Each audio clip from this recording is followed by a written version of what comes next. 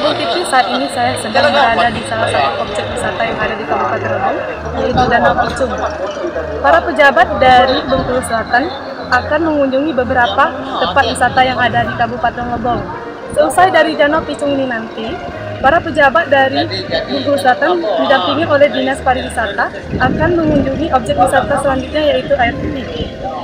Sekian yang dapat saya informasikan dari lokasi. Saya Mita Rizria, Ibu TV melaporkan.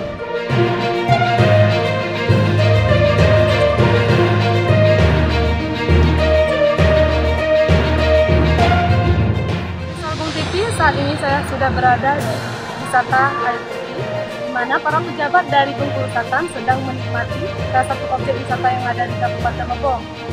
Selepas dari ini, para pejabat akan langsung kembali ke Kabupaten Bengkulu Selatan.